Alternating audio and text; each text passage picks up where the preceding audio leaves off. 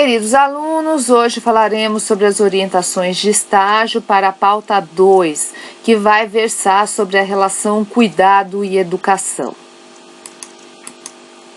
Então, observem a maneira como os profissionais da creche chamam e lidam com as crianças. Observem se chamam pelo nome, se utilizam apelidos. Observe também os cuidados diários que você observou e como essas situações acontecem. Então, veja como se estabelece os cuidados diários dentro desse ambiente e descrevam, por exemplo, a hora de mamar, as refeições, a hora de tirar as sandálias, trocar-se, lavar as mãos, escovar os dentes, usar o sanitário, alcançar objetos, entre outros cuidados diários que são desenvolvidos dentro da sala de aula que você estiver observando. Observe também como as educadoras lidam com as situações de higiene e cuidados com o corpo das crianças. Observem se elas fazem tudo pela criança, ensinam e esperam que elas gradativamente aprendam a se cuidar. Como é esse trabalho? Não é de favorecer que a criança desenvolva a autonomia em relação aos cuidados com o próprio corpo. Isso é muito importante. Outra questão a observar é a forma e o tempo como as crianças são atendidas em suas necessidades fisiológicas.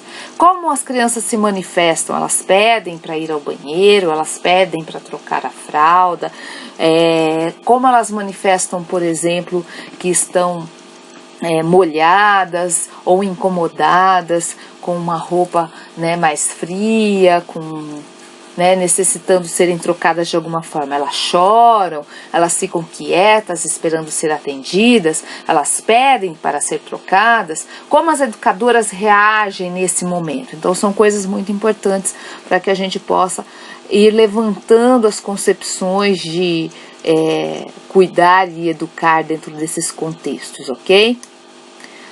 Os cuidados necessários com a limpeza e com a higiene nos momentos de troca de fraldas e uso dos sanitários.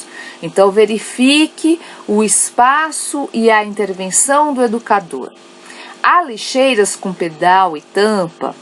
É feita a retirada das fraldas sujas do ambiente imediatamente após as trocas? É feita a higiene das mãos? De que maneira?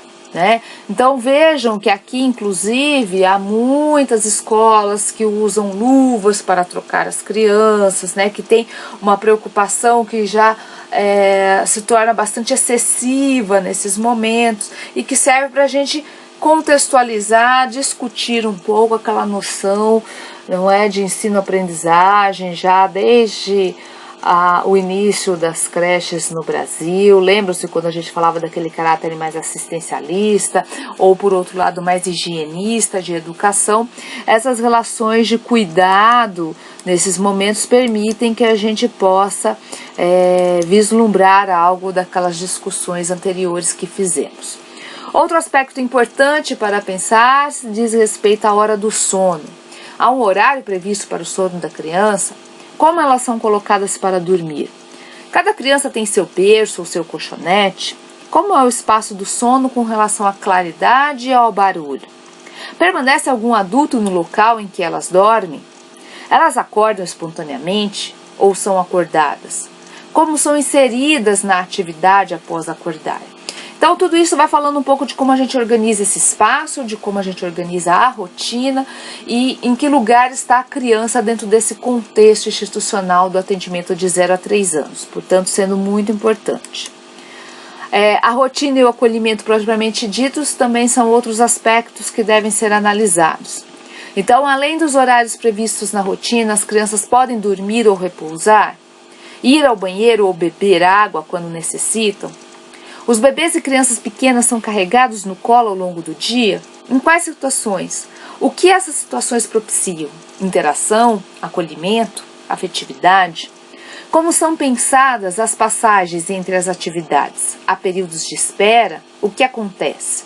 Então, vocês vêm acompanhando pelos nossos relatos, por exemplo, que há escolas em que a passagem de uma atividade para outra é feita muito rapidamente. As crianças sequer acabaram uma atividade e o que impera é o cronograma, que tem de contar com um número X de atividades. Então, a criança, na verdade, não vivencia, não experimenta, não aprende aqueles conteúdos que são ofertados pela atividade.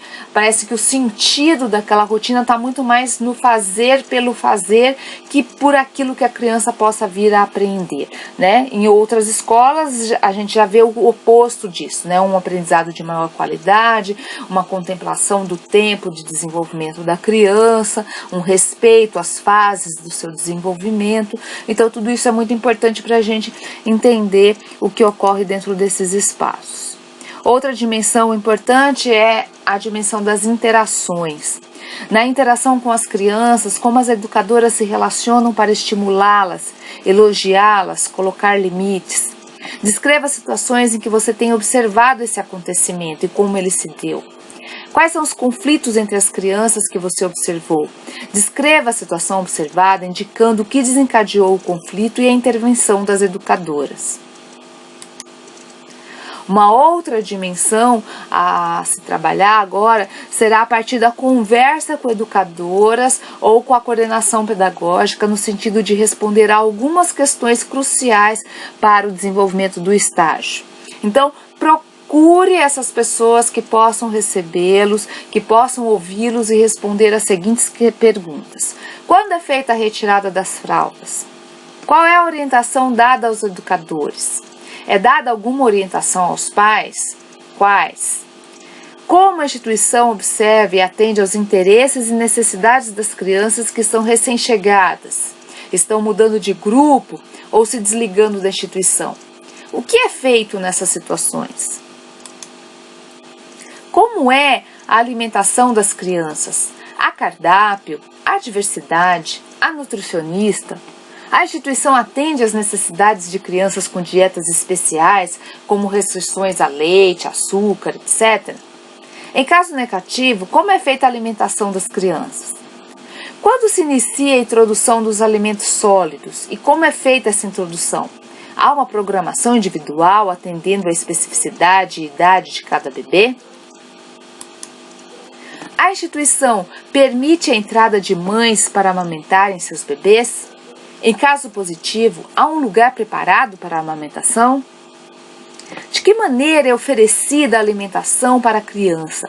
Quais são os utensílios utilizados e de que forma eles são utilizados?